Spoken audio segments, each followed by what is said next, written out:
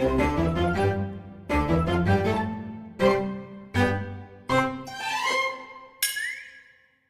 Beating টিটিং চা, N N N, 1 2 3 হয়ে যাবে। একবার টুনি বনের মধ্যে খাবার খুঁজছিল, আর হঠাৎ সে আশ্চর্য রকমের একটি লাল ডিম পায়। টুনি আশেপাশের কোনো পাখির বাসা দেখতে না পেয়ে সে ডিমটিকে নিজের সাথে নিয়ে তার বাসায় চলে আসে। বাসায় ডিমটি রেখে টুনি আবার উড়ে যায় খাবারের সন্ধানে। পরের দিন রাতে হঠাৎ ডিমটি কথা বলতে শুরু করে।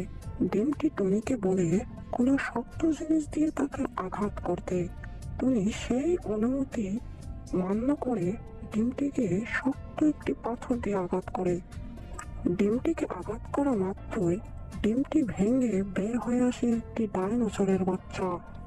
ডাইনোসরের বাচ্চাটি পাশেই টুনিকে দেখতে পেয়ে টুনিকে মা ভাবা শুরু করে দেয় এবং টুনির বাসাতেই বড় হতে থাকে। টুনি ডাইনোসরের বাচ্চাকে বাসায় রেখে নিশ্চিন্তে এদিক ওদিক ঘোরাফেরা করতে পারত এবং কাজেও যেতে পারত। কোনো পশু বা পাখি টুনির বাসার দিকে আসলে ডাইনোসরকে দেখেই পালিয়ে যেত। পরের দিন টুনির ডিম থেকে বেরিয়ে আসে 2টি টুকটুকে বাচ্চা ছানা। সেই বাচ্চা ছানা খেতে আসে একটি রাক্ষস। তখনই ডাইনোসরের ঘুম ভেঙে যায় এবং ওই রাক্ষসকে তাড়া করে। ডাইনোসর এতই রেগে যায় যে তার মুখ থেকে আগুন বের হতে থাকে। এই ভয়ে রাক্ষস পালাতে শুরু করে এবং ডাইনোসরও পিছু পিছু ধাওয়া করে। সেই দিনের ধরে রাক্ষস প্রাণে বেঁচে যায়। আরেকদিন সকালবেলা এক শাকচুন্নি ডাইনি টুনির বাসায় এসে হাজির হয় এবং টুনিকে বাসায় দেখতে না পেয়ে তার বাচ্চাদের খাওয়ার পরিকল্পনা করে।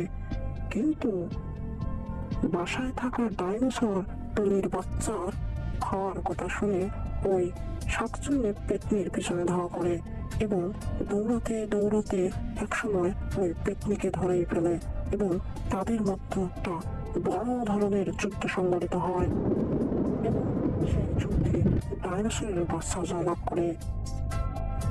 ডাইনোসরের মুখের আগুনে সেই শাকচুন্নি পেতনি জ্বলে পুড়ে ধ্বংস হয়ে যায় এবং সেদিন থেকেই বনের সকল পশু পাখি স্বাধীনভাবে চলাচল করতে শুরু করে। সেই খুশিতে টুনি এবং টুনির বাচ্চারা অনেক আনন্দ পায়। তারপর টুনি ডাইনোসরের বাচ্চা এবং তার 2টি ছানা সহ একসাথে বসবাস করতে থাকে।